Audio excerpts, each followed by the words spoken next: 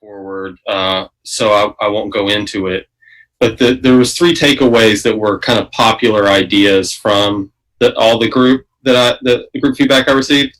So I'm going to run through those, and each of them have to be kind of dealt with in different ways.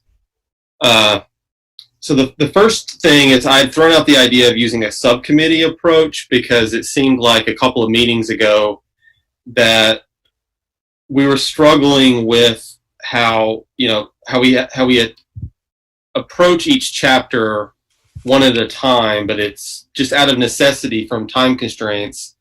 It's kind of a surface level approach a lot of the time. So I was thinking, like, how do we not bog down the entire planning commission and meet like every week or something like that, but how do we use the time resources and the staff resources we have, but do more? And so the idea was to have like a subcommittee type approach that's used often in commissions like this.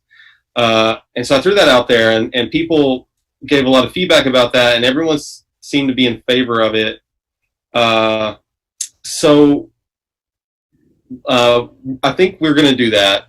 And we're going to have to develop it out and flesh it out exactly how we go about taking the subcommittee approach going forward. But I'll share with you some of my thoughts about it. But then I'm going to keep going with the other takeaways, other big takeaways. So the big picture thing with the subcommittees is that the idea would be, 2 or 3 people meet, take a deeper dive on a chapter topic outside of our regular meetings, and then come back to the meetings with a deeper dive and deeper understanding of the area. And it would be a way for us to put more of our fingerprint on what's going on and take deeper dives without using everyone's time. What we'd have to do is we're going to have to figure out what chapters are a priority, because not every chapter would this be appropriate for. We'll have to kind of flesh out, what the expectations are for the subcommittee review. I'm not picturing that this is going to be something that takes up staff, and I think it's going to be important that we don't do something that takes up a bunch of staff, especially considering the furloughs and what Mike's office is going through right now. So this is going to require more work from the Planning Commission. So that's the general kind of things to think about for us and for us to flesh out going forward. And when I'm done talking here, I'd like to hear what your guys' thoughts are about that.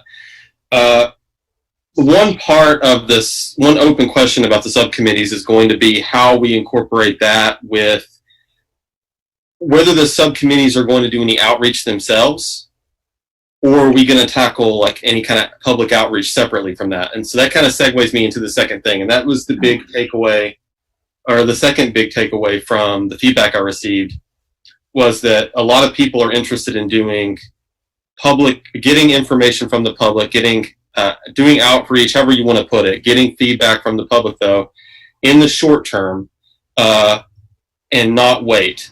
There seem to be a lot of people interested, and I think that's a good instinct, too, is that let's go ahead at this stage and get more public involvement. Now, another thing I'd like to hear from everyone else is how exactly you'd like to go about that.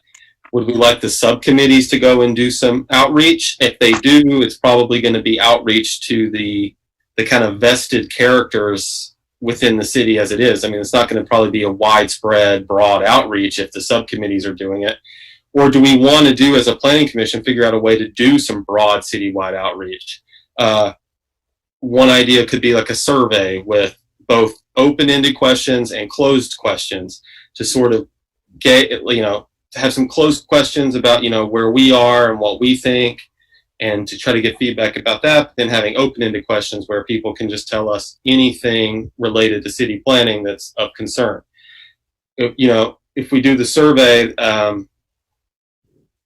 again, we'd have to be conscientious of staff time, and we probably would have to have that be like a planning commission document, not ask Mike to do that, I think. So that's one thing. That's one approach we could take. I like that because it gets feedback from people who just are not people whose part of their lifestyle is to come into events or hearings. It makes it easy on them. And I think that's the easiest way. And I'm thinking paper too, or we can do a combo of paper and digital. and have the same survey both ways. But I do think for some people, I mean, paper's the only way we're going to hear from them. Another thing that we could do with outreach possibly is have an event. And I know that there's been events in Montpelier in the past. I haven't been part of an event that's just about public outreach, I don't think. But I've heard that we've had them before. I know other cities have them. We could have an event. There could be a lot of good things about an event. My concern, going back to what I was talking about the survey, would be, are you going to get the kind of vested people who tend to show up at these things, or not? Because I think when it comes to outreach right now, there's different ways of looking at it. There's ways of looking at it like, is the planning commission, like, you know, I don't know how to put this, but like, I think it is, there's like a political version where, oh, well, we asked everyone if they had input. And then there's the version where, no, I mean, we really want to know so that we are making informed decisions. I mean, and I'm not trying to make the first one sound cynical or anything, but I think that from the feedback that people want to really know, like, what our community's thinking. And so anyways, so that's something to think about, the approaches. The third thing I'll touch on real quick is there were a few people who wanted us to kind of sketch out a long-term plan for this. And so once we've made some decisions about outreach and made some decisions about the subcommittees, and I can get in touch with Mike about what's coming down, and then I'll put together like an outline like this long-term. So that's something that I can do myself. So with that, those are the three big items. The subcommittees and the outreach stuff. What do you guys think?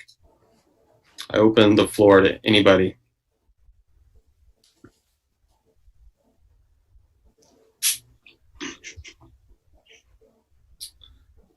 Kirby? Yeah. Yeah, I think the idea of the subcommittees is a good one, and I think that'll add a lot more depth. I'm interested to know what the timing would be like for the subcommittees, with how much time they might have between getting the document from Mike before we review it as a planning commission.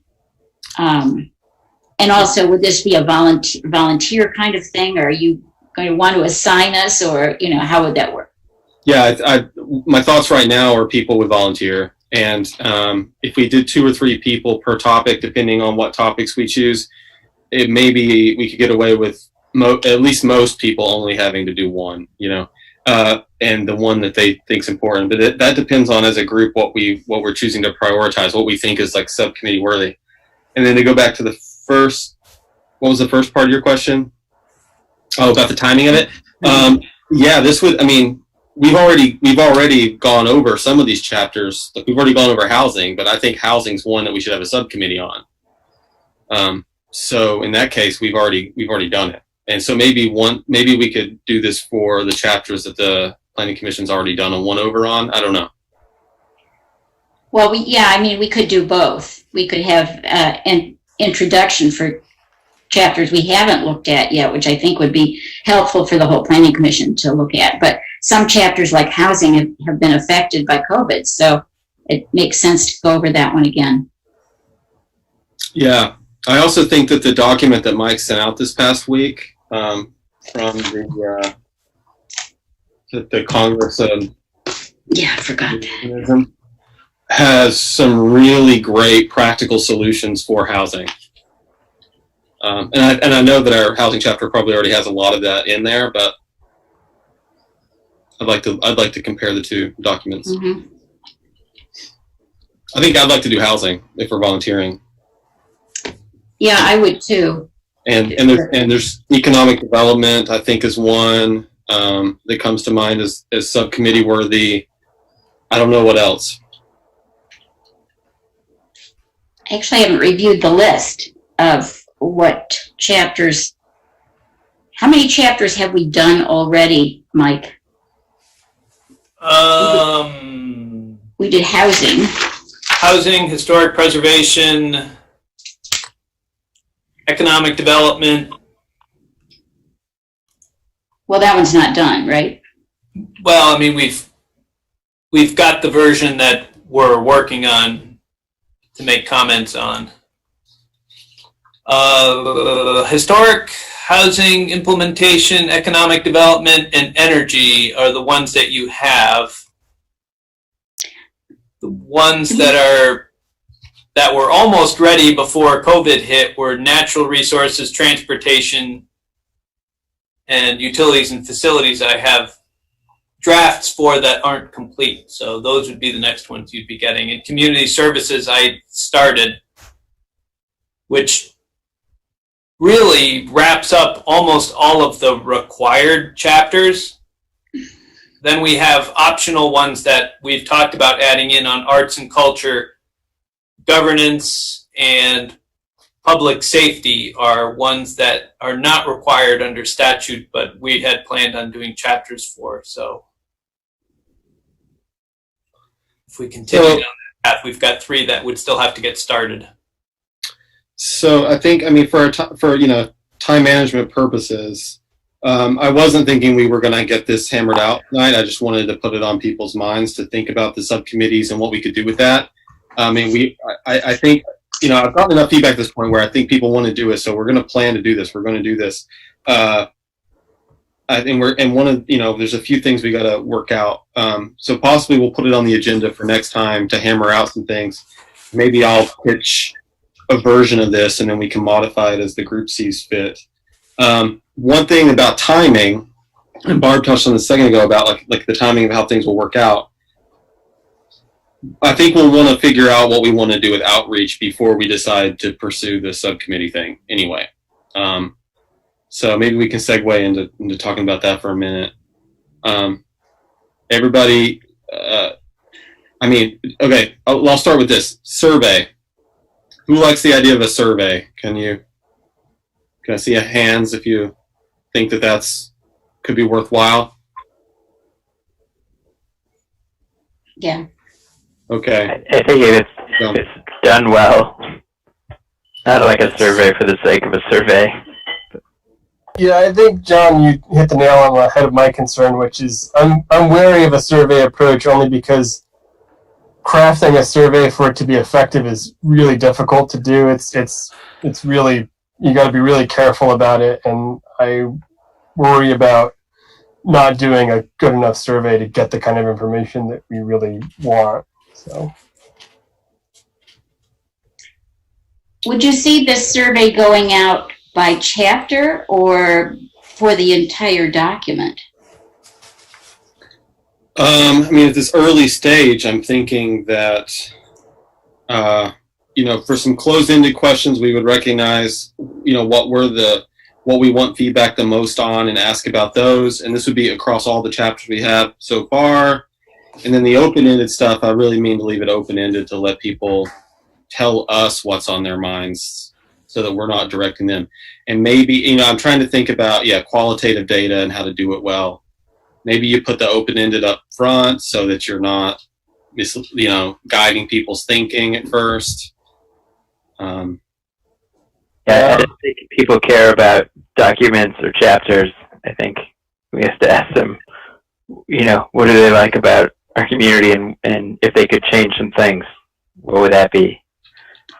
Well, yeah, I just suspect that their thinking would be directed by various topics, whether it be energy or transportation or any of those particular things. But it certainly makes more sense to do it as a single outreach. I think we're going to have to be careful too if we're going to be basically staffing this, and because there's no capacity in Mike's office.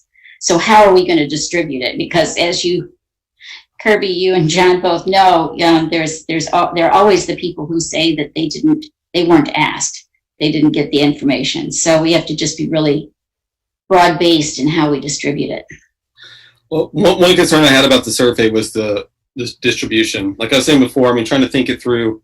We could do something like Front Porch Forum, which would be free and have links and do some free things. But I think having a paper version is a way to reach a certain audience, which is going to have costs. And I wanted to ask Mike what his thoughts were about the associated costs with sending out a paper survey. We're not going to have a lot of resources. We've cut most of our budget down on things. So like our advertising budget and our mailing budget both are pretty trimmed down quite a bit. So I don't know if we'll have that. If, you know, one option which we could talk about maybe if we want to after we have the hearing, we can kind of jump back into it if we've got a little bit more time, is the municipal planning grant is coming out. So we can kind of look at this in two windows. One is, what do we want to do in the window from now to December with us? And look at a separate window, which is, you know, we can have a consultant on board for January for 2021. And that can provide us a different set of skills and a different, you know, window of opportunities to go through and say, you know, we're going to do X amount of work now, and then we can do surveys, you know, because we can build that into that person's work. You know, what are we doing with that person's work? You know, do we want to have that person focus on handling the outreach for us and handling the surveys and handling all those pieces? Because we're going to probably need, COVID's still going to be going on, we're probably going to need somebody with skills I don't have, which is the public outreach skills. How are we going to reach out to the public when the public can't come to a public meeting? And how do we reach out to the public when the public is meeting virtually? You know, these are going to probably take some skills from people who are doing things different. You know, and again, as I said, we can talk a little bit more about what we want a consultant to do for us, because we also have some needs if we're going to build this online, and if we're going to build this in the ARC GIS system for the hub. We're going to need somebody who's really kind of got some skills doing that. And do we want to have somebody, a contract that does that? So I think that's not necessarily two separate things, because a lot of online outreach can be done through the hub. And I think we just have to have somebody who comes in who kind of understands all the pieces and parts that can really weave that into a online presence and, you know, a not online presence, so we can get both sets. But I think we could talk more about what we can do kind of short term and long term. I don't know if we want to kind of get some of the pieces done on the hearing and kind of get that behind us and see what time we have left to kind of talk a little bit more. Okay. Yeah, that's fine. I mean, we can move on. I mean, we can come back to this topic a little bit more. I mean, one thing I want to learn from everybody right now, if I can, is just, I mean, there was a sense of wanting to do some outreach now. Mike was just mentioning some options with the grant later, which we could do both, of course, and we probably will. But if we're going to do something now, and because people are, you know, uncomfortable in working on the city plan because they feel like we're not getting sufficient feedback now, what are your opinions on how that should look like in the short term? Kirby, can I ask you a question? When you say that there are members that are concerned that we're not getting sufficient feedback now, like feedback in terms of what? Like just what are we missing? Like feedback on sort of the nuts and bolts priorities that we've been reviewing in the various chapter outlines, or just sort of like thematic goals, you know, for the plan generally? People vocalize it in different ways or describe it in different ways. I mean, it's a general disconnect with what, you know, where the community is and where we are, and they want to touch base to make sure that we're kind of in step with the general community. Does that answer your question? I think so. I mean, yeah. Just the general feeling, you know, and yeah, and we are going to have to narrow it down. If we did a survey, we'd have to choose what the questions are going to be, and like we'd have to specifically figure out like where we're uncomfortable and what we want to know about. Yeah, I'm just thinking, I mean, I think we can revisit this later on in the meeting. I'm just trying to chew it on this a little bit. It just seems to me that we've got a bunch of outlines for chapters sort of fleshed out right now. We're going to have another couple of chapters we're going to get done fairly soon. We should have most of those in place before we really drill down, put pen to paper, and start drafting things in these subcommittees. Seems like that might be once we get all those done, that seems like a logical point to sort of put those outlines out there as sort of a framework for people to look at and provide feedback on whatever they want, really. And I don't even think we would necessarily need a survey to go along with it, because there would be sort of guideposts in those outlines that we would put out there. And the subcommittees can take those comments into consideration if they affect, the certain chapters that each subcommittee is dealing with. But I feel like you want to give the public some structure around which to provide comments. And I think throwing out those sort of chapter outlines is a good way to do that. Yeah, I mean, I heard both points of view, through the comments. There was the point of view that you just were talking about, and then the flip side of that is wanting to get some general feedback from people where it's not based on what, the way that we put it in front of them, to get more, abstract, I guess you could say. But anyways, yeah, there's no reason to debate that or anything though. Okay. Does anybody else have anything? Marcella, did you have anything to say about that before we move on for now? No, I think if we're gonna circle back, I might have more, but I think it's fine right now. Okay. So yeah, everyone think about that, and we'll put it on the agenda for later to hammer out some of these concepts. Okay. Well, with that, we can move on the agenda, and we move to our general business, where if there's any comments from the public about something not on the agenda, now would be the time. I'm not seeing that there's anyone here from the public who's not on the agenda. So if there's no general business comments, we can move on to the minutes. So if everyone could take a look at the minutes that were sent around from July 13. I had a question about the first paragraph after public hearing on zoning changes. First sentence, design review, district boundary changes and changes to design review rules. Mike reviewed map regarding changes to the zoning boundaries as previously discussed. Did that happen? Did we talk about zoning, or did we talk about the design review?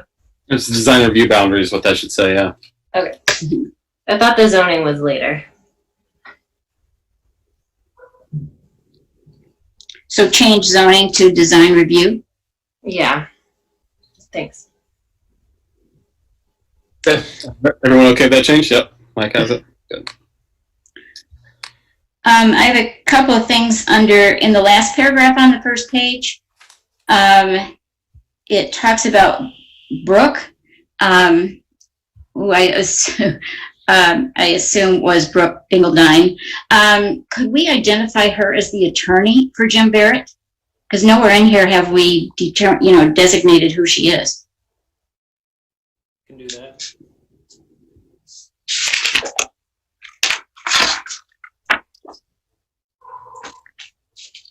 And then the second thing I had was on the vote, the straw vote. I know that must have been really confusing on the recording in terms of what we actually voted on. But my impression on what we voted on was that we voted between splitting the property or changing river, the river district to use a condition, to have a conditional use for the storage units. Is that correct? That is what we voted on, wasn't it? Yeah, there was two competing visions. One was conditional use, and the other one was splitting the parcel. Right. That's not what it says in our minutes. Doesn't it So- say that in the paragraph above the actual vote? Right. So if then the next paragraph said that the straw vote was add conditional use to the riverfront or split the property was what we ended up voting on. No, I think it was. Oh, I see that. I see that. Okay.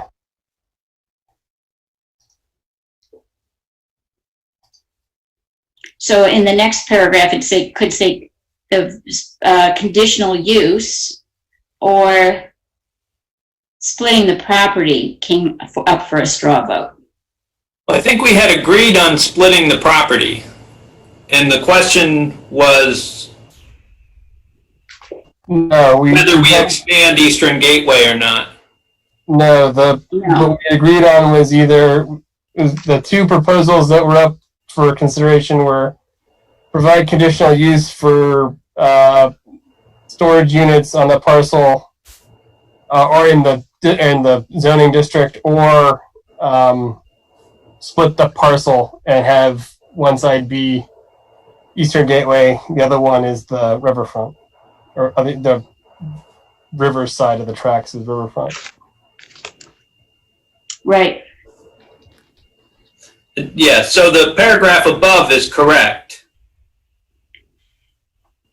The choice discussed, that paragraph is correct. Right, It's but the just- second paragraph mischaracterizes Barb's proposal. It says an expansion of Eastern Gateway, which should be splitting the parcel, as opposed to expansive Eastern Gateway. Yeah, it's both split and expand in the same time. Right. You could say split and expand.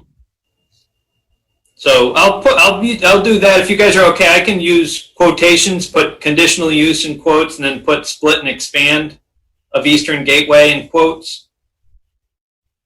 Yeah, the first paragraph there, I mean, yeah, as long as you make it clear that, because saying conditional use to the riverfront isn't quite accurate, because we were talking about changing just that neighborhood, not the entire riverfront. Oh, that's true. We did. The proposal was to extend conditional use to the entire riverfront, because the thought was. I thought it was just the Route 2. It was a Route 2 neighborhood, wasn't it? That was my Oh, is understanding. it then? The Route 2 neighborhood is part of the riverfront district, but it's not the only neighborhood. And Oh, sorry. How far does riverfront go? Aaron, it's a big part. The Route 2 is a big part of Riverfront. Yes. Yeah. Okay. All right. Yeah. My apologies. You know, one thing that would make that second paragraph easier would be if there was a colon after the choices discussed, because there are a number of different choices and they tend to sort of run it together. I mean, I actually think there are 1, 2, 3, 4. There are 4 different choices discussed. You see what I mean, Mike?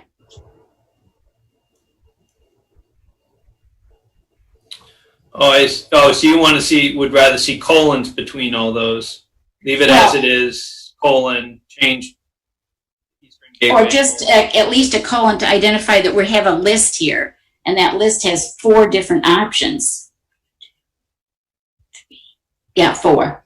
But then the vote was actually just on 2 of those. Okay, all right. After, were, colon, to leave it as it is, change Yeah. the lot to Eastern Gateway, add conditional use to the Route 2 neighborhood, or split the property by the railroad tracks into riverfront. Right. Do you want colons or semicolons? Maybe it's a semicolon. Well, it'd be the colon after were. Oh, all right, all I right. would probably add semicolons after each one of those. And I can do that.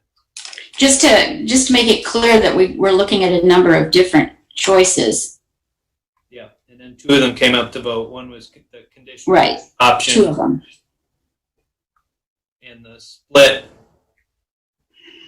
and expand Eastern Gateway option came up for straw votes, and each one went to a 3-3 vote.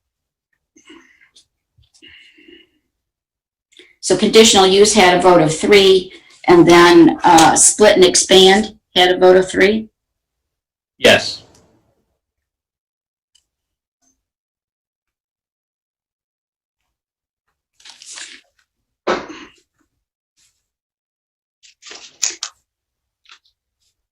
Okay, thanks. I had sent out an email this week where I thought I gave a summary of that. Yeah, I think so. If that helps. Okay. Any more changes for minutes? We all set? Motion as amended. Okay. All in favor of changing the making these changes to the minutes? Did we get a motion in a second? No, I'm asking for the motion. On the amendments or on the entire minutes? Move to approve the minutes as amended. I'll second. Okay. Oh, okay. So Aaron made a motion on to approve the minutes as amended, and we have a second from Barb. Those in favor of approving the minutes as amended, say aye. Aye. Okay. All opposed? Okay. Minutes approved as amended. Moving along.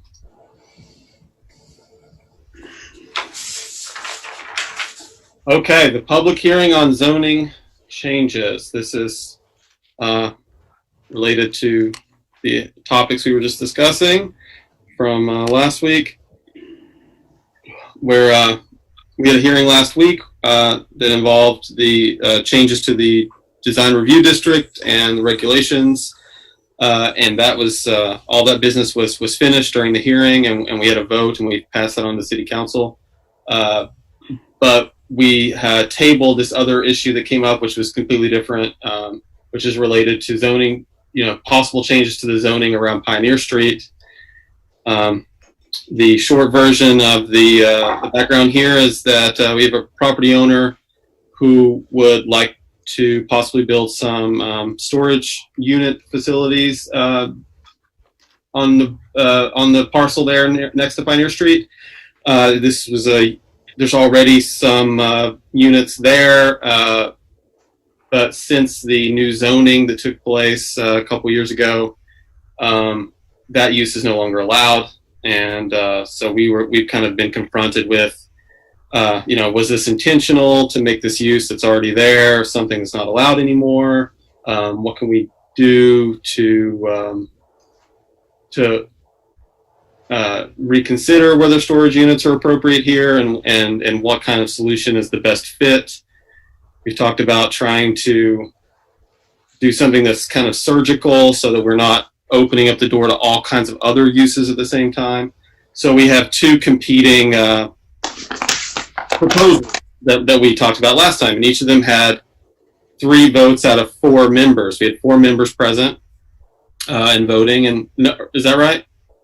No, we had 5. Five. We Yeah, have we had 5. So we had 5 members. Stephanie and John weren't there last week, or last meeting rather. Each proposal had the support of 3 votes, so not a quorum, not a majority out of the 7 members. So that's where we were. Of course, those aren't our only 2 options. We could come up with something different tonight, or we could follow what was discussed last time. And in a nutshell, just like we were talking about with the minutes, the 2 proposals are this. One of them is to possibly divide the zoning district there, or divide the 2 parcels there and separate how they're zoned, having and using the railroad track that's present through the 2 parcels as the dividing line, and have the side that's nearest to Route 2, nearest to the road, be Eastern Gateway, and then the other side of the tracks that's towards the river would stay as it is. Is that accurate? Yes. So that's one idea. And the second idea was to keep things as they are, but include a note in the zoning regulations that in this neighborhood only, that storage units would be allowed in the riverfront district, because that's the zoning district that the current zoning district that these parcels are in. The storage units would be allowed, but not across the entire district, just in this one neighborhood. More specifically, it would be allowed as a conditional use. That's right. That it would be allowed as a conditional use. What's up, Barb? I'm looking back at the chart, and I realize I didn't have the use chart in front of me last time, and I'm still confused because warehouse or storage is currently conditional in Riverfront. It's the mini warehouse that is not. Yeah. Why couldn't they argue that it was a storage building? It's a different use. I mean, in the definitions. Defined in what way? What's the definition that excludes mini storage, self-storage units from being warehouse or storage? I think it's just as a part of the definition, in the definition section of the zoning, which I'd have to go and pull back it out. It would come under, what am I looking for? Mini warehouse?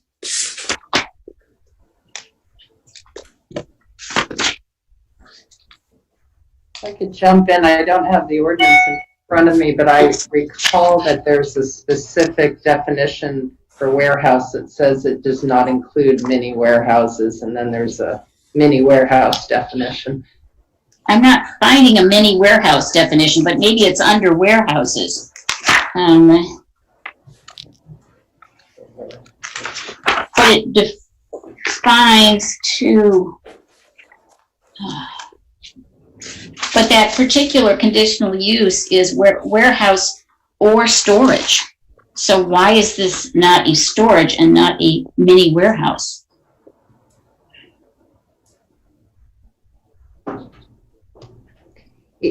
So the mini warehouse definition, mini warehouse means a site, structure, or part of a structure intended to provide individual storage spaces for lease to either commercial or wholesale customers for storage of business goods or to the general public for storage of household goods, commonly called self-storage facilities. And that's Right, what a okay. mini warehouse is. But instead we're allowing, conditionally allowing site, structure, or part of a structure intended for storage and distribution uses. I guess I'm just wondering revisiting the rationale behind that. Usually those larger warehousing is generally a part of another use. So, for example, there's warehousing that is a part of Caledonia Spirits. Within the Caledonia Spirits complex is a use for warehousing. And that could be warehouse or storage And it could considered. be warehouse or storage, but it's generally for what's going on site as opposed to being available for the public. I see. So I've got another piece to add. I got an email from Dan Armstrong, and Dan is the owner or one of the owners of the Vermont Laser Wash. And so he wanted to say that as for my thoughts, I really like the idea of changing the zoning to allow for future expansion or changes of use to our building. We have been considering extending a portion of our building a small amount to allow for better customer experience, and for our customers are always asking for vacuums, so maybe someday it would be great to change the building to allow that, or even to add some space for interior detailing. After COVID struck, we decided not to pursue those options while we all just try to stay in business through these crazy times. It would certainly be a bummer not to have the ability to make those changes. So thanks for the information. He was going to try to make the meeting, but apparently he hasn't. So I guess the factor that would factor in is that simply amending the warehouse would not, of course, the warehousing is only one nonconformity. We had also identified the fact that the car wash itself is a nonconformity. So fixing the use table for one wouldn't necessarily fix the car wash. I'll just put that out as information, and he wanted to have his thoughts included here. Okay, that's good to know. If we did the split the parcel approach, would that affect I guess my question is, would the car wash fall into an entire zone, or would that parcel be split? That would be entirely in the zone. Would it be entirely in Eastern Gateway? Yes. Okay. So that everyone understands that the split the parcel approach seems like it would make the car wash owner happy. The other proposal that we've considered would either not not address the issue that we just heard about, or we would need to alter it so that it would address it. And I don't know specifically what we'd exactly have to do. I don't know if it's as simple as also noting that car washes are allowed, or we'd have to do something more than that. Defer to Mike on that, obviously. Something. Yeah, it would be making two changes to the use table if you wanted to address both through the first option. Is that how you think we should do it, through the use table and not just a note? Well, it would be a note in the use table. Okay. Go ahead, Barb. Thanks for being here. Yeah, was there another issue too, that if we made the mini warehouse conditional use in its existing zone in the riverfront, that there would be other requirements that came into play for Mr. Barrett? Yes, it would be more challenging. It would be more challenging for Mr. Barrett under riverfront because there's other requirements, dimensional requirements, such as the height requirement. There's a minimum height requirement in riverfront that does not exist in Eastern Gateway. So it would probably be preferential for them to be in the Eastern Gateway as opposed to the riverfront. And the Eastern Gateway would potentially take care of the car wash? And Eastern Gateway would take care of the car wash. So about those height requirements, Mike, what's your opinion on the need for height requirements that are that tall? So we did have conversations about that when we were developing the zoning, and there were more minimum height requirements in other districts that were eventually removed, but they remained in riverfront. And a lot of it has to do with trying to build, it's trying to build kind of the form. We don't have form-based codes, but it's really looking at the form of what's going on. We want to build not just single-story buildings. We don't want somebody to either take a vacant lot or to tear down a building and then replace it with a single-story building. We want to see multi-story for a number of just density issues. You add more density, it adds more. I mean, if you get into the grand list and look at it from an economic standpoint, you just build a lot more value into structures when they're multi-story. You're going to generally see multi-use. You know, a lot of ours have commercial or office on the first floors, residential on the upper floors, or if they're multi-family, you're just going to make a better use of a limited amount of landscape. And when you're trying to be walkable to the downtown, you really want to get that third dimension. You don't want to just start building single story. You really want to build that multi-story structures, build that density in, build that walkable downtown. And it's just a key design feature that you find if you look at good walkable communities, one of the first things you're going to find is they are multi-story structures. And because Riverfront was meant to be pedestrian oriented, it follows that we wanted to continue that. Because if you look at a lot of Berry Street, and even Stonecutters Way, they're all multi-story. And the idea was just to continue that.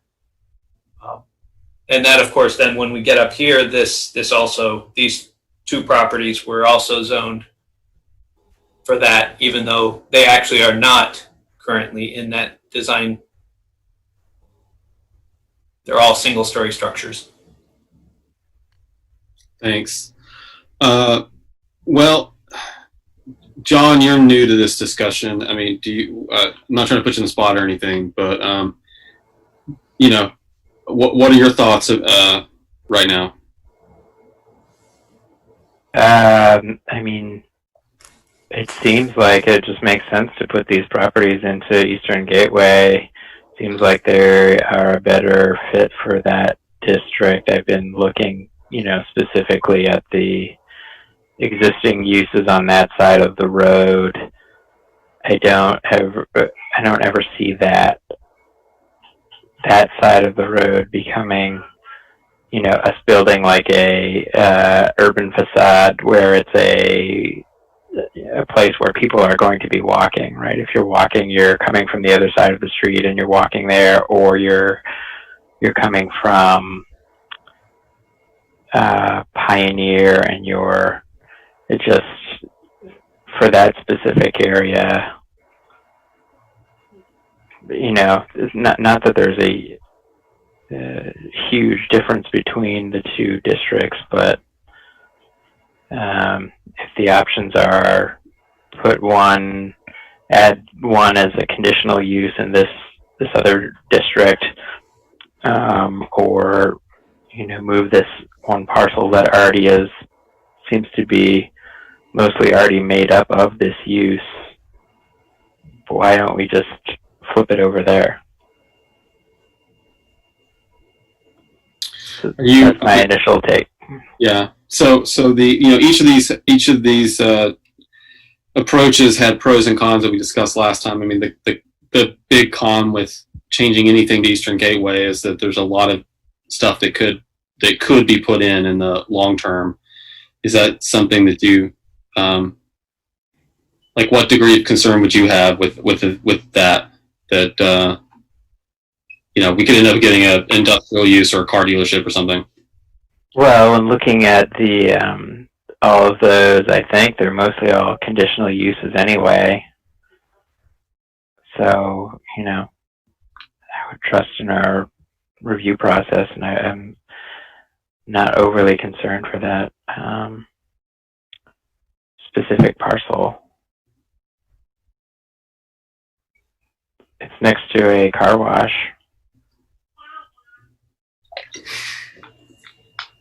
Yeah. What's up, Barb? No, I was just wondering if, John, if you understood the other discussion about splitting this particular parcel because it's split already by the railroad right away. It's really hard to tell that from the map, but the car wash and the other uses that are adjacent to Route 2 are one side of that railroad right away. The self-storage units that are right along the river, which is prime location perhaps for future development as residential, those are on the other side of the railroad track. So that was why we talked about splitting it potentially into Eastern Gateway and leaving the other portion as riverfront. So Mr. Barrett owns both sides of the railroad tracks. He owns the entire, other than the laser wash, he owns all of the property from Pioneer Street out to the old Grossman's lot and Route 2, that whole area. So it includes a number of businesses. Some of them are self-store. There's the medical marijuana dispensary building. There's the insurance agent, and there's the Bare Naked Growler So all of those are on that same parcel. And so the initial proposal was to shift all of those to Eastern Gateway. But the Planning Commission felt that just the areas south of the railroad right-of-way that go, so basically from the railroad right-of-way to Route 2 to Pioneer Street would be included. And the other part would remain in Riverfront. Does that make sense to you? Oh, you're muted. Oh, I was going to say, I understand it. It was a little unclear to me looking at, I've got like 3 maps up on the screen here that I'm trying to make sense of. But that was helpful to understand that. So like that sliver north of the railway would be proposed to stay as Riverside. Yes. If you want a response from Mr. Barrett. Yes, please. That'd be great. Yeah. Sure. What's the question? Well, what they're asking is, so in terms of splitting the parcel with the railroad tracks in the middle and making Eastern Gateway just the area that's south of the railroad track, so your parcel would be split so that Eastern Gateway would be extended only for the area that's along the road between the road and the railroad track. Yes. Right. So your position is that would work. On the total parcel, there are 9 out of 12 buildings that have been made non-complying. That's how many of the storage buildings there are on the lot. And the car wash, of course, has been made in non-compliance.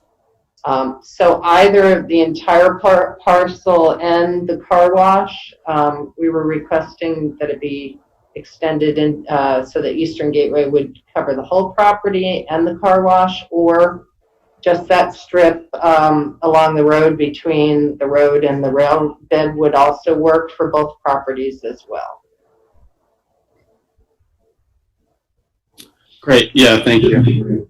Okay, well, for time purposes, I mean, I think, everyone but John has had had opportunity to discuss this prior to this. So just, can I get a straw poll? I mean, John spoke in favor of splitting the parcel. I'm not going to go into all the language, but splitting the parcel using the railway. So can I get some indication of who might be willing to vote for an amendment along those lines? I think we could probably put the whole thing in, but. Aaron? John, you said put the whole thing into Eastern Gateway? Yeah, I don't think, I've been going through the list of uses here. I wouldn't have, I think, an objection to that. I think our concern that was voiced, sorry, Kirby, can I? Yeah, please. Thanks. The concern from last week or a couple weeks ago was that in the zoning changes, I have to assume that they made that intentionally, the change intentionally. It's also my assumption that the existing uses aren't hindered by being out of compliance with the zoning now. Like, they can continue to do the things they're doing and make changes or upgrades or maintenance or whatever. That, please correct me if I'm wrong on that, but I think they're fine to continue as is. But looking forward, this place is more connected to the downtown of Montpelier than the rest of Eastern Gateway. There is a natural break there where the forest comes down. It feels very separate. There's been infrastructure development to create more walkability out that direction. And so bringing Eastern Gateway in further, I think, sort of goes against what I assume the intent of changing that zoning was at the time, which was to, like, if Montpelier wants housing and more affordable housing and stuff closer into downtown, that's our zone to do that in. And, if we just keep letting Eastern Gateway come in, it's potentially more likely that it will remain more industrial uses and not housing. But that's the zone. I mean, like, Sabin's pasture is directly across the street. So if that's ever going to be housing, like, we're not talking far away here. We're in, it would be kind of neighborhood-ish, or it could be. So I think that was the concern. That's still where I'm at. Like, I'm having a hard time feeling like I'm having a hard time wanting to put it all on the Eastern Gateway and not worrying about it, because it does to me feel like there was some intent, or I have to assume there was some intent to give us a better chance of creating walkability, creating housing in that area. Yeah, and if I could just dovetail with what Marcella just said, my thinking's fairly in line with that, and in fact, I'd go even a little further. I just look at this as there was a deliberative process that went on to make these zoning changes. Those changes were contemplated, and approved by the city council. I think that there are going to be some changes in terms of the outlay of the city. You're already starting to see it with the introduction of the distillery and sort of things moving out to the east. And I would even go so far as to just say, I don't think that splitting the parcel makes any sense. I don't know of another zoning area where we split specific parcels to make these sorts of determinations. And more to the point is and I mean, this is a huge assumption, I'll admit that, but if the railroad abandons that line that goes through there, which I think, is not an unreasonable assumption at this point, I think that fundamentally changes what the potential uses of that land is going forward. And splitting the parcel, I think, still opens the door for uses between the railroad right-of-way and Route 2 that I think the city council contemplated and decided that they didn't want. So I think the way to thread the needle is to make it a conditional use. There are some guardrails that are put in place in terms of what can happen at the site, but if Mr. Barrett wants to put in storage units there, he's able to do that through the conditional use sort of process.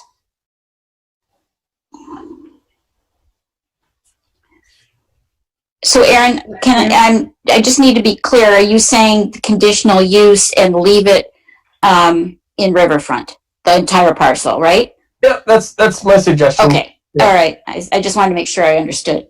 Sure.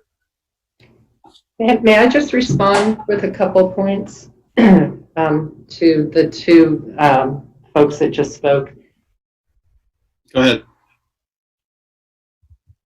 I understand the desire to alter development in the future. But this is a property that, we have to also talk about reality. Now, yes, this went through a deliberative process, but you know what? It has worked to the disadvantage of my clients. It also was problematic over in the Bailey Avenue section. And you can always say, yeah, we're not going to tweak our zoning because we went through a deliberative process. But then when you're confronted with unintended consequences, perhaps, and certainly we have 13 buildings on this piece of land, 10 of them, because of what just happened in zoning, made 10 of them non-compliant. And the multi-millions of dollars that have been invested in developing this property since 1970, 50 years ago, when 80,000 gallon tanks were removed from the property, all at the expense of the Barrett family. They're a business that's been in business for over 100 years in Montpelier. And so the point that we want to make is, other than just making buildings non-compliant that will remain there for many, many decades into the future is kind of an absurdity to suggest just because you've changed the zoning, the only thing you're going to prevent is the Barretts finishing and placing their last building on the property that was developed in phases. If it were Act 250, we probably could sail through on a plan implemented in stages. So all we're trying to do is, I mean, these have been beautifully kept, very great businesses, people around who are contractors, accounting offices, lawyers. They come daily to pick up files from these mini warehouse units. And I would also mention that what Barbara pointed out about the fact that in Riverfront you have a conditional use for warehouse or storage that doesn't have a requirement that it be attached to some other business is rather curious. On a deliberative process, why in the world would you put a more intense big warehouse as a conditional use in Riverfront if you're trying to create pedestrian-friendly properties and all of that, yet you're not going to allow the mini storage units that have been there for many years. So we don't have any problem splitting the property if that's preferable. Whatever happens with the railroad happens with the railroad, and I have seen many situations over my 25 years doing zoning cases where a property fell in more than one district. In fact, zoning ordinances talk about, and Title 24 talks about what to do in those instances. So it would be too bad if on the notion that we want to change things and don't want to extend this, it's really just a name in many respects. The property is already developed. This isn't going to change anything in the next 50 years. And we would just like for these businesses to continue to be able to operate. There's one last expansion that the Barretts were trying to deal with, and had they known that the zoning process was going on, they would have participated to say, hey, what do you mean you're making my property riverfront, and I will be in non-compliance.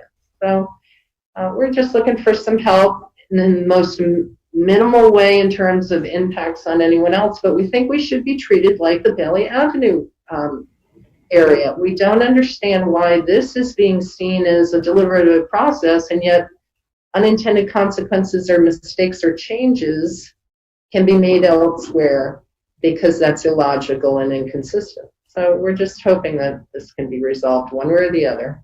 And we would like laser wash to also be treated fairly. I don't know what you do with mini storage buildings to make them look like they have 2 stories unless you kind of build an Old West facade or something to try to accommodate that requirement. And there is a building, at least one building on the property that is more than 1 story, and that's the largest building, which is the Trading Post. That is a 2-story building. All right. Point of clarification, if I could ask, we're only talking about the part east of the bridge, right? Yeah. Do you have the map that Mike sent out for this meeting? It was with the agenda. Yeah, I've got that map and several others, and that's what my understanding of it is. But it also only has parcel lines on it. So. Well, there's this the lattice design on there that shows exactly what we're talking, like what's under consideration. You want me to use to share my screen and? Yeah, no, I've got it. I understand it. I just wanted to make sure I was clear. Yeah. Well, okay. So for purposes of moving things forward, so it sounds like I'm not hearing that we have a majority. Well, where was sort of split the parcel approach? Because where was Marcella? Because I thought Barb was for split in Eastern Gateway. You were for split in Eastern Gateway. John, I thought, was thinking all of them, but Split and Eastern Gateway would be okay. And if Marcella's okay. Yeah, I guess I mean, I don't love it, but I could do Split and Eastern Gateway. At least allows for some potential of housing in that area. I mean, yeah. Marcella, to be clear, what do you think of the other approach, which is to allow storage units in the neighborhood, but to not extend Eastern Gateway? Yeah, I mean, I kind of find that 6 of one, half a dozen of another. It would be a conditional use. So housing is like an option in Eastern Gateway, but like I feel like that's less likely. And conditional use, so that means that it's an option. It's an option to have storage units in the city, which is probably less likely, but not a great option because, I mean, mini storage is a vehicle, for the most part, a vehicle enterprise-based enterprise. So I feel like it's, I don't know, just kind of 6 of one, I guess. Yeah. They seem sort of the same to me. I mean, I prefer to try to solve this without expanding the Eastern Gateway. I mean, my biggest concern is to extend industrial allowed, even though they're permitted uses and there's a review process. I mean, right now, I don't know. I don't like extending Eastern Gateway. I'd like to do something more surgical, but I'll go either way though. I'll go anything short of extending Eastern Gateway to the entire parcel. I know. Yes, that's kind of how I feel too. Like I understood John's point that, I mean, or at least after listening to John, my reflection is that yes, maybe keeping a sliver on the riverside of riverfront is, symbolic, and it does at the end of the day doesn't really matter. But it does make me feel a little bit better about not extending Eastern Gateway for the entire parcel. But Kirby, yeah, may I make a motion? Yeah, if you think you have something that everyone would be supportive of. I move the Planning Commission approve a change to the parcel that would split the parcel, have the land between the railroad track to Route 2, have Eastern Gateway be extended to that area, and have the land north of the railroad right away remain in Riverside. Okay. I seconded, but I was on mute. Okay, so we have a second from John. Can we say it again just slowly? I move that we change the zoning in the parcel along these lines. The area from the railroad right-of-way to Route 2, in other words, the southern part of the parcel, Eastern Gateway will extend to that area. That would include the car wash, and that would include everything south of the railroad right-of-way. Okay. Everything north of the railroad right-of-way to the riverfront would remain as currently zoned. Okay, thank you. And yeah. Okay, so we have that. We have a second from John. There's so getting into the nuts and bolts of the procedure of it, and I'm sorry that my skill here is a little lacking, but there is a discussion before we go to vote, right, Mike? You're muted, Mike. Yes, if you need another discussion, you can take it. Or you can move to vote. It's up to you. But before we move to vote, I just want to make sure, because, we have vying resolutions here. So we only have one motion on the floor. We only have one motion on the floor, so Okay. I want to know, this is the last chance for anyone to say that they strongly prefer some other approach before we vote. Is there anybody want to say that? Okay. Does anybody want to discuss anything before we vote? Okay. So those in favor of Aaron's motion, say aye. Aye. Aye. Aye. So any opposed? Okay. Nay. What? Aaron voted nay. I'm voting nay. Oh, okay. So okay. That was misleading. You were putting that forward just for the sake of moving things along. Correct. All right. Fine. All right. So it's 4-1. It did pass then. And that's our resolution of this. So thank you, Aaron, for that. So I think technically what we would just need now is the motion to send this to City Council for consideration. I'll move for that. Hearing. Can we send to City Council with like an explanation of the discussion, or do we just send the one-liner? How does that usually work? We can send it with whatever you'd like. Send it with Mike. It will go with me. Yeah. But if there's anything you want included in that, either you guys are welcome to have somebody go to the meeting, which, as Kirby knows, he went to a number of city council public hearings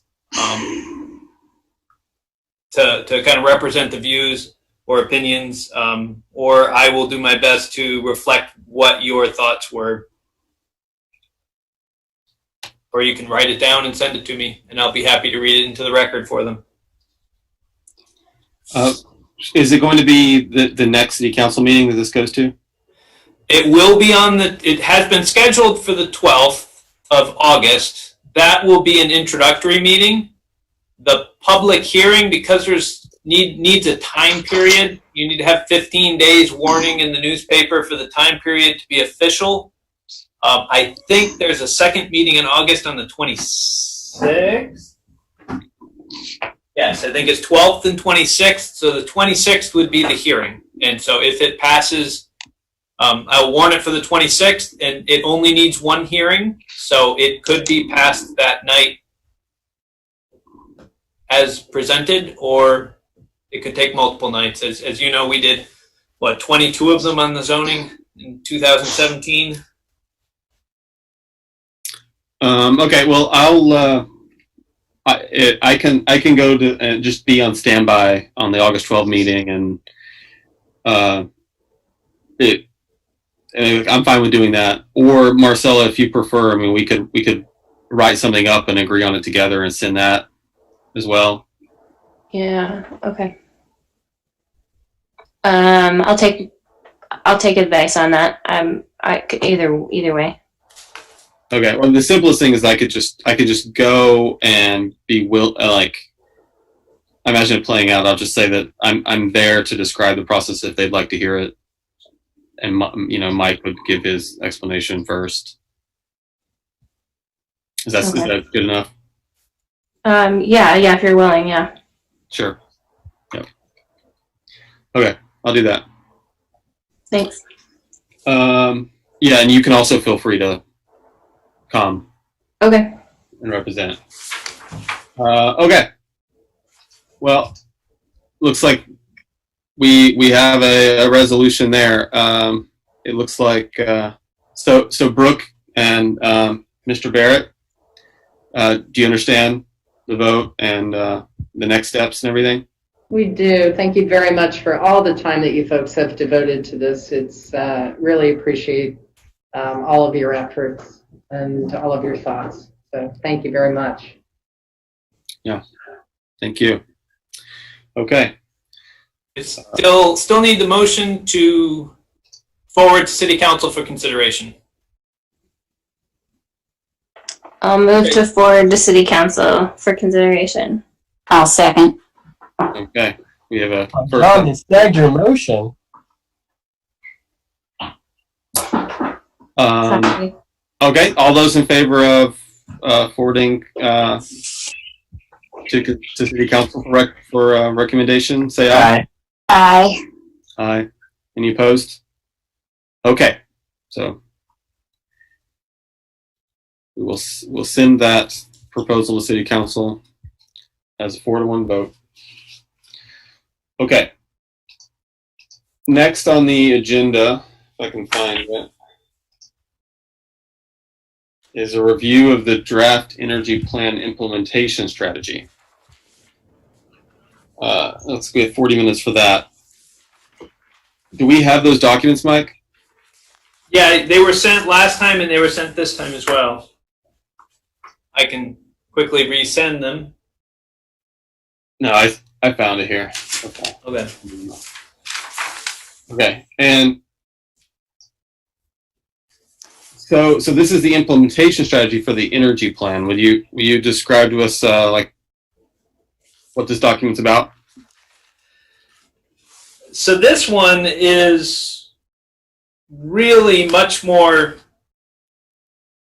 complex than some of the other ones. So it really groups into 3 groups of 3. So you actually have 9 aspirations. And this really goes to how much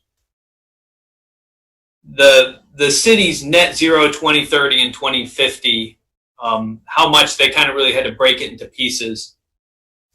The first 3 aspirations are really looking at the functions of city government and how do we make us net zero for electricity. How do we make us net zero for transportation? And how do we make us net zero with respect to heating and the thermal goals that we have? So we've got kind of those 3. So and this kind of runs through it. So you've got electricity, transportation, and heating as kind of 3 pods. And then we've got city government, and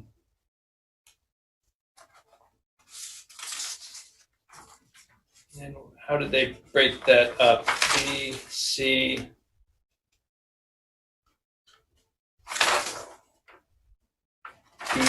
Actually, they eventually originally had residential and commercial, and I guess they merged the residential and commercial, so they got it down to 6.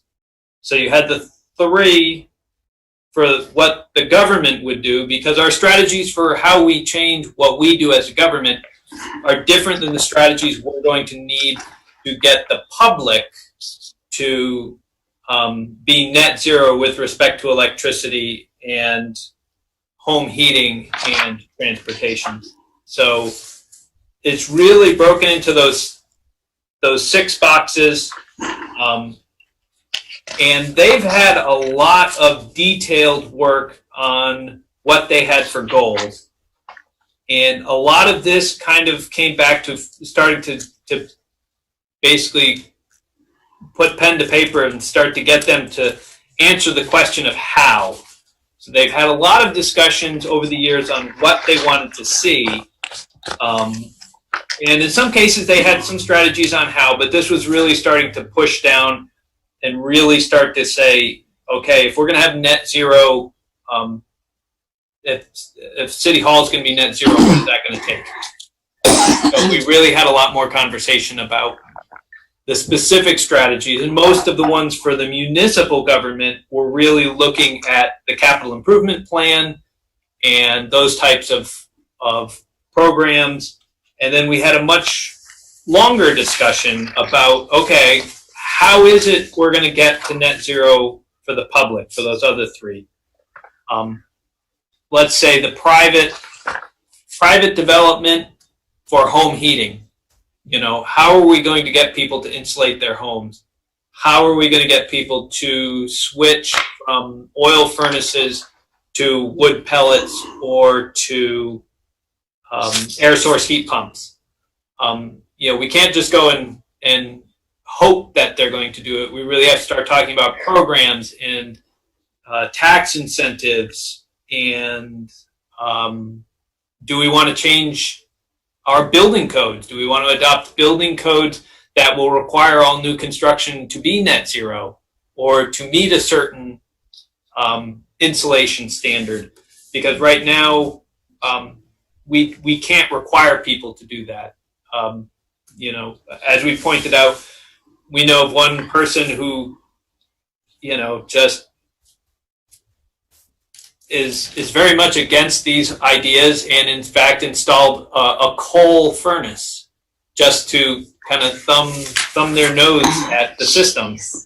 And you know, you start asking the question, well, what do you do in those instances? If we want to be net zero, you know, having people run around installing coal stoves and brand new ones is not going to be, you know, constructive. We have to find ways that go and say, no, that's actually not. So we may need to have regulations. So a lot of this kind of comes out of a lot of those really hard discussions.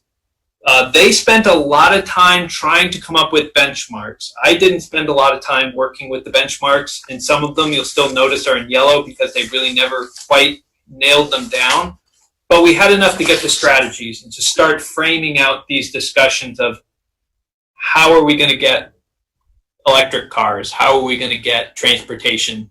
So that's a lot of what we were trying to focus on. Mike, did you point out that the two different time deadlines, the 2030 and the 2050? Yeah, so the municipal aspirations are all tied to 2030.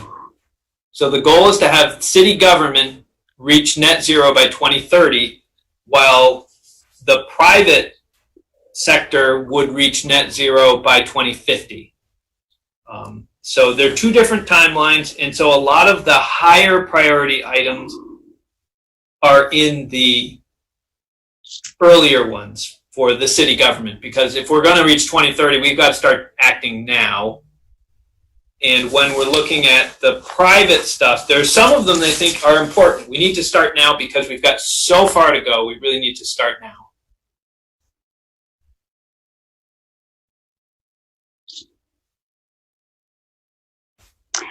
And these benchmarks would be moved to the appendix, is that correct? I'm not sure how the benchmarks will end up playing out in the end. We still have got to figure out how this gets formatted. I mean, these are just in here, as we had mentioned before. How this looks in this document is not how it's going to look when it's in the plan. This is really just a way of being able to frame things out, so when people look at something and say, goal B, you know, we want to replace all residential and commercial heating fuels with renewable heating sources by 2050. Now let's really start to drill down to, all right, what would it take to be able to do that? How would we get 100% of all of our residential and commercial heating fuels to be renewable by 2050? To a certain extent, we're going to have regulations that say all new units that get installed meet a certain requirement. How do we do that? How do we have that rule in effect? And then how do we incentivize people to do fuel switching, you know, and down the line? So, but how this actually gets presented when we're done with the plan, it's going to probably look a little bit functionally different, because this is clunky, because like we had mentioned before, you're going to have, you know, develop a net zero 2050 implementation plan, and that gets repeated over and over and over again, and we really don't want to be doing it that way, so we'll come up with a better way to do it. So you got an assistant, John.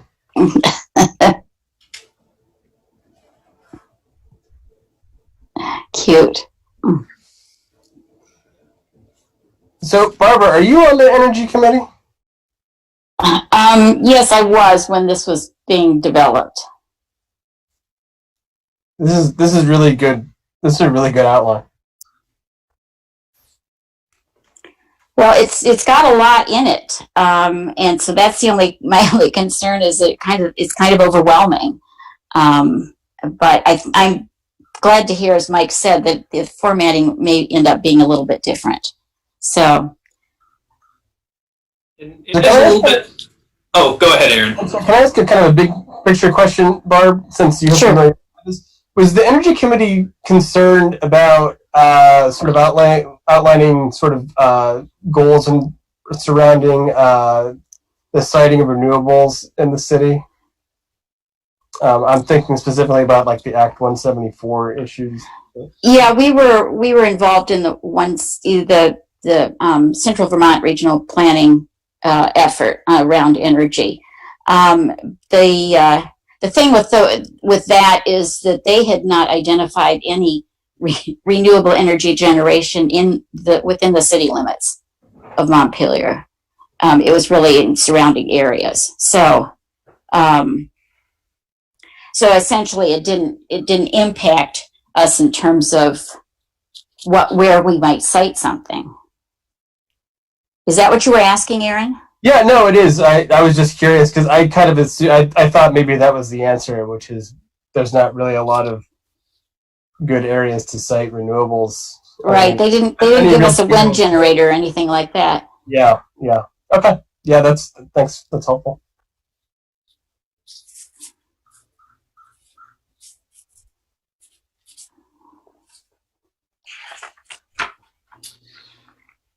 Anyone else have any comments about the plan?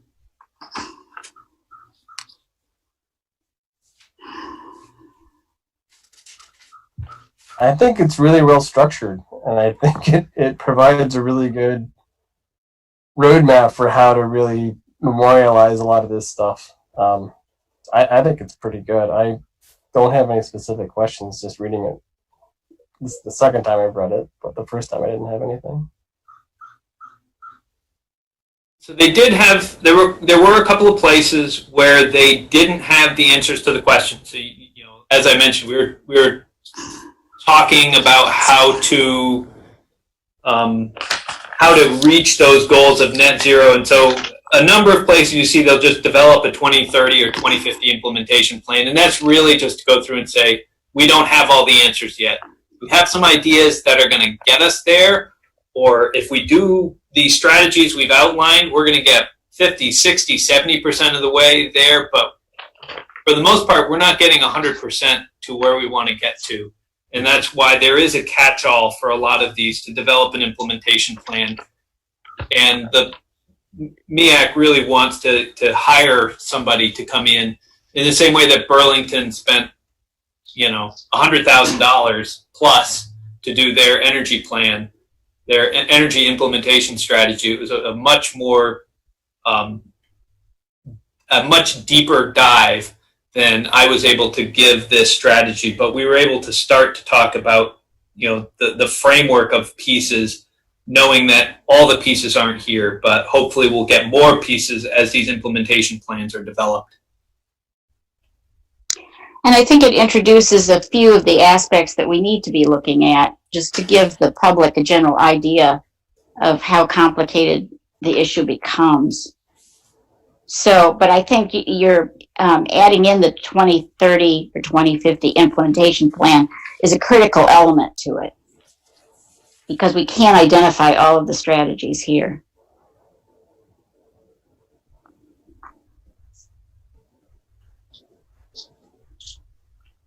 Yeah, it seems like a lot of good work went into this. I think obviously some things could be simplified or removed, and that's not to say that, they're bad ideas or they won't happen, or just because they're not in here, they can't be looked at more by the Energy Committee, just because it can be a little bit overwhelming. But I think maybe reframing it or presenting it a different way it may not look as overwhelming. I do feel like there seems to be a discounting of the costs associated with adding either regulation or ordinances. We've got like 3 different ones potentially proposed here, all marked as costing low. I think having the city adopt its own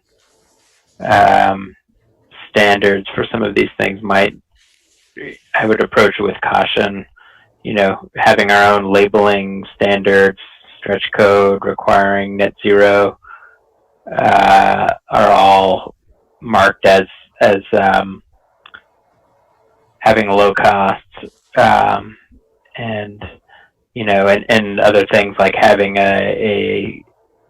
what was it, like the, level 3 vehicle charging is marked as having like a higher cost. One of those things is relatively easy, and you put it in and it's done, and the other one requires a lot of human capital that I don't think we're recognizing here. But aside from that, I think the general strategy, obviously, encouraging, promoting housing, walkable community in and around our downtown, seems obvious, and it's good that we're recognizing it here. There may be I'll try to think of a better way to capture like or not to quantify it, but having more people and businesses in Montpelier means fewer vehicle miles traveled, and there are huge energy gains there as well. Yeah, we actually did discuss that, but that ends up becoming a land use or economic development piece that was not necessarily related to energy. So it sort of become, those kinds of aspects are very important to shorten those vehicle miles traveled, but ultimately it wasn't anything the Energy Committee could require. Actually, aspiration F is the one that talks about fossil fuel use. And you'll see that there are still some holes in that part. For example, goal B under aspiration F is the transit ridership. Still, we don't necessarily have a goal on that. Was any number ever talked about on that, Mike? Page 7? No, it was, those kind of came out different, and we never really did nail those down. Because, yeah, we were also not sure how it might tie into the transportation chapter. So, if they were going to touch on it or not. So those two, this section of the energy plan and the transportation plan needs to be coordinated. Yeah, and I think the transportation plan has done a good job of, certainly in their aspiration, to address a number of the things that John and you are looking at, because one of their aspirations is that you can live. I'm trying to remember exactly how it was worded. You can live in Montpelier without the need of a vehicle, without the need of a car. And it's not to say that we're trying to take everybody's cars away, but that we want to have a transportation system such that it's not a requirement. You shouldn't be required. If you want to live in Montpelier, you have to be able to afford a car, and you have to own a car if you want to live in Montpelier. And that's true in a lot of communities in the United States, is that you have to own a car. It would be really difficult for you to live in the town of Berlin if you didn't have a car. There are no sidewalks. It'd be a long bike rides to things, and certainly would be not a very convenient way in January to get around. But we really wanted to go and make sure that you could live in Montpelier. It's not a necessity, not a requirement. And that's what the transportation plan was looking at. And it doesn't mean everywhere in Montpelier you're going to be walkable or bikeable or able to get on public transit, but that there is ample amounts of places where the housing and the transportation overlap, that you could have a lot of housing choice where a car is not a necessity. And hopefully that will then translate into options down the road where, whether it's car share, whether it's the microtransit, whether it's transit that, whether you're 21 years old and trying to figure out what you're doing, you can live in town and get a job and get find a place to go grocery shopping and do what you need to do and rent a car if you need it. And that's really what we were kind of looking for. That's what the transportation committee, and that's how they framed it. And hopefully I'll get a meeting with them at some point because they are at like 99% done with theirs. I just have to have one more meeting with them to finish theirs. And so did they incorporate microtransit, Mike, in the plan? I believe it's in their plan. Okay. It's mentioned in it. It's been a little while since I've picked it up and read it, but I'm pretty sure it is. Yeah. Okay, great.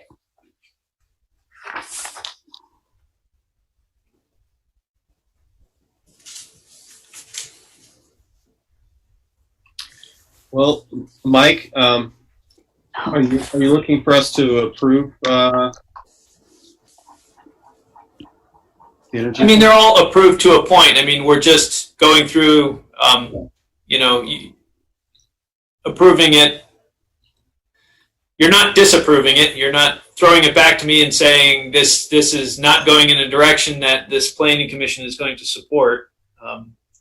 In which case I would go back. But if everyone's still good, then it goes in the pile of things that we start moving towards getting public input on when we're ready for that. And, we want to talk a little bit more about how we want to move this planning process forward. We can certainly go back to that initial conversation we were having about, what do we want to do in these two windows of time? We've got the window of time, assuming people said, yes, let's use our municipal planning grant to hire somebody to help us with the city plan, to help carry this to the finish line. And if that's one thumbs up, then the question is, okay, what would we like them to do? They wouldn't come on till January. And then what would we do before then, and what would we do as a planning commission after that? So, okay, I'd like to dovetail on that because just to make sure everyone's on the same page. My understanding is, based on our previous discussions, is that we would use that to put to do a lot of the digital work, the website type work, to put the plan in a form that's really like next level. I think we did a lot of talk early on about that. My thoughts are between now and then, before we have a consultant get involved, that we figure out a lot of the substantive aspects of it and spend our time doing that. Is that where everyone is? They're thinking about the planning grant and the how we'll spend our short term.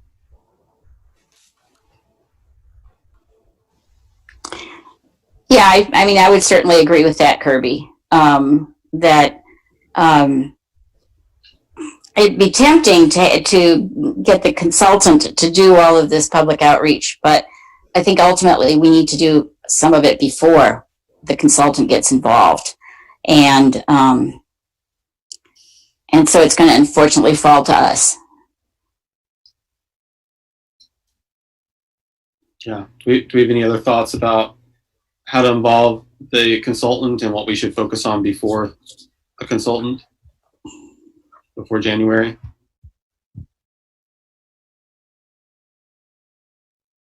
I'm sorry, my connection got really bad for a while. What's going on? So yeah, we're talking about this municipal planning grant that we have, and an opportunity to have a consultant starting in January. And I was talking about, in our past discussions from many months ago, we had talked about using that consultant to develop a website and make our plan, part of a website that's more advanced than what we've done in the past. And so I was just saying, my expectation was we were going to go ahead and do that and use the planning grant in that way, which leaves between now and January for us as the planning commission to sort out a lot of the substantive parts of the plan and to spend our time doing that. And Barb mentioned that that means that we need to be doing the outreach ourselves too in the meantime, which I agree with. So we're asking, do you have any thoughts about the short term, and do your thoughts differ on how to use that municipal planning grant? No, that seems like a good use of the grant money. I guess the only thing I would say is that we've got a lot of work to do before January then, and that's not a ton of time. So. Yeah, well, now that we're back on track, we can start focusing on this. So that's, at least that's something. That kind of makes sense with what we were talking about earlier, having working groups and maybe being able to move forward more quickly in that way. Yeah. When it comes to the chapters, we were talking about economic development and housing, maybe 2 chapters that we use for subcommittees to take a deeper dive. What's everyone's thoughts about some other areas that deserve it? I personally think that energy is in good shape. It's a big area, but I think that it seems to be in great shape. Some of these others seem to be either in great shape or they're smaller areas that maybe don't need the same treatment. But what are some areas that we do think need treatment, deeper treatment? Well, can I ask kind of a silly question? Because I guess this has never been really clear in my mind. What do you envision the scope of the subcommittee's work to be? It's something that's still, to be worked out, but in it loosely, they'll sit down, go through what we have so far, and do extra homework in looking into how can we do this better, what needs improvement.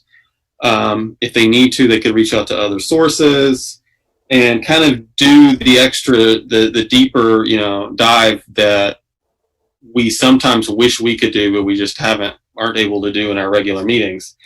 And it would be up, we could do it open-ended kind of like that and leave it at that, or we can decide that no, we want each of the subcommittees to be very much on the same page, and we could actually hammer out a scope. We could do that. We could hammer that out more. I think a little bit more structure would be a good thing in terms of here is what we would like a subcommittee to produce, and so that we end up with compatible products. Setting things up so that things are triaged and organized in a certain way. It's like, here's what we identified that is a slam dunk priority, good stuff. Here's some other stuff, and here's what we think we can drop, and generally, put it in the right buckets. Doesn't need to be perfect, but if we somehow create some kind of framework to start doing that, so that things look similar across chapters, and then we could start bringing things together. Otherwise, I'd be worried that we end up with some very different looking documents that are just here and here.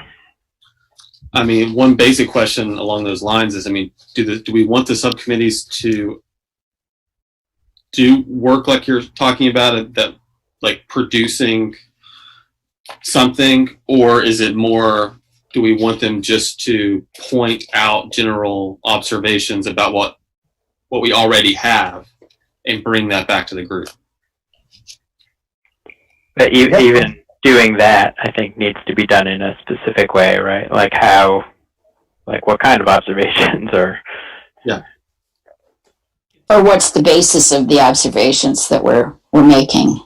Yeah, would it help, Kirby, if we, between now and the next meeting, tried to formulate some idea of what we each think that the subcommittee ought to be looking at in a particular section? Or is each section going to be different? Substantively, obviously, each one's going to be different. No, right, but in terms of what how we look at it. So, I think developing some parameters that are general enough so that they apply to each one, I think, is a good idea, like what John's saying. One way I think of it is, what's the scope? What are we looking to improve? Based on what I've heard so far from the group, I'm thinking what we want is one component of it, or one parameter, one factor, however you want to put it, would be to make to look into whether what we have so far in the plan matches community priorities and goals. I think that might be one aspect, because that's what we've been concerned with. Maybe another one could be, does it provide too little or too much information? Because I've heard from the group here, I've heard both of those things at different times. So how can this chapter, or what level of information is appropriate to be provided in this chapter? Maybe that's another parameter. Yeah, but we could keep going with this, and I think that we could put it on the agenda for next week, and that could be one item, and hopefully we can hammer that out at the meeting next week. How do people feel about that? When I say week, I mean the next time we meet. Sure, that sounds like a good way. Yeah. Can I ask another baseline question really quickly? Which is there an expectation that the subcommittees will actually draft some of the final chapters, or is this just sort of a working group to kind of hammer out what's going to be drafted?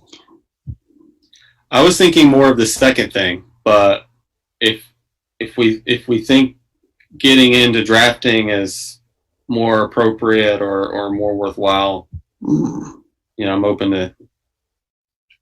A lot of the iterative process I had with the other subcommittees really was, I draft something just to start them thinking, and then there's a lot of chewing on it. The energy plan you see is not something I just wrote and they looked at. It's, I start throwing things out. They take things, they change them, they move them. So it's a pretty iterative process. So usually there's not a lot of given a blank sheet of paper and just trying to go and put things together. I sort of thought what these subcommittees would be doing is reacting to what was already drafted. Is that not the case?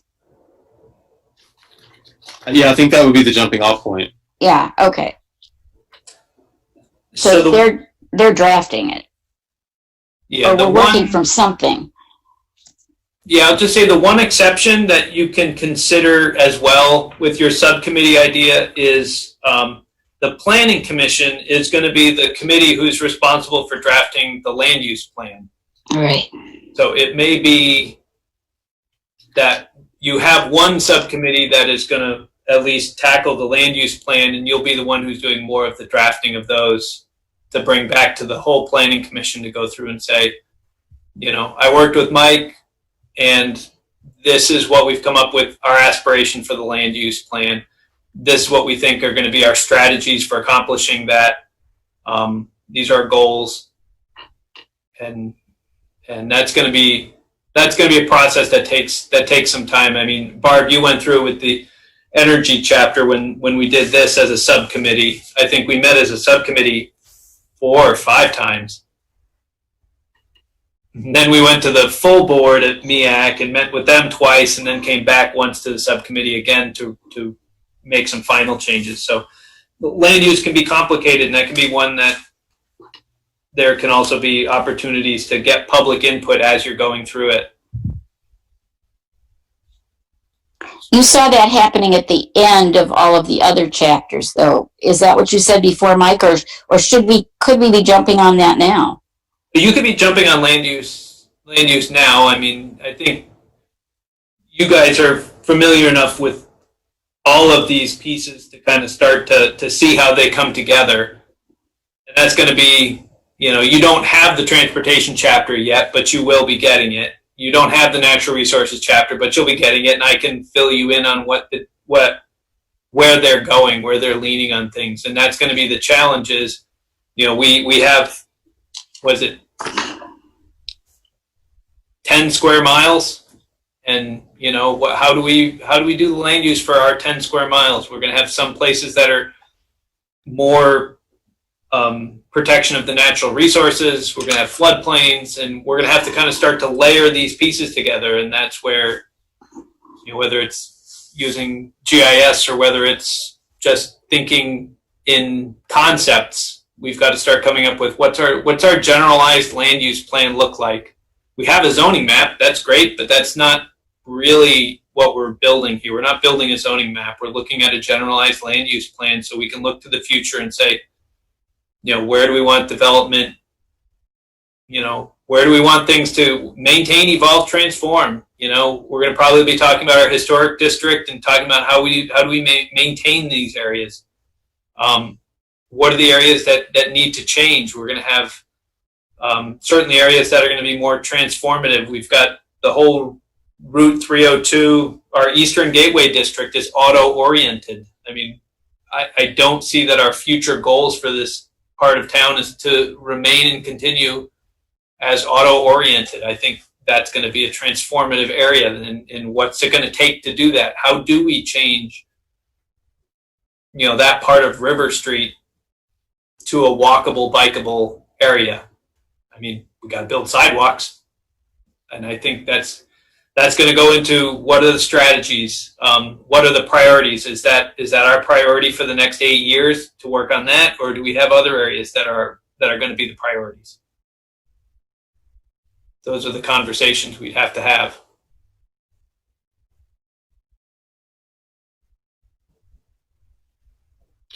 Okay, so we can pick this up next week. So it's great to have it on everyone's mind. Hammer some of these things out. It's definitely tricky. I think we're getting close though to having kind of a group understanding of what we want to do going forward, which is great. So I'll send out sort of beginnings of an outline for the discussion for next week. We'll put it on the agenda, and then we'll go from there. There's two issues. There's the subcommittees and the outreach issue. So we'll tackle each one. So yeah, everybody brainstorm. This is definitely a lot to work out here. So with that, do we have a motion to adjourn? We do. Okay. I'll second. By Aaron. Second by Barb. All those in favor of adjourning, say aye.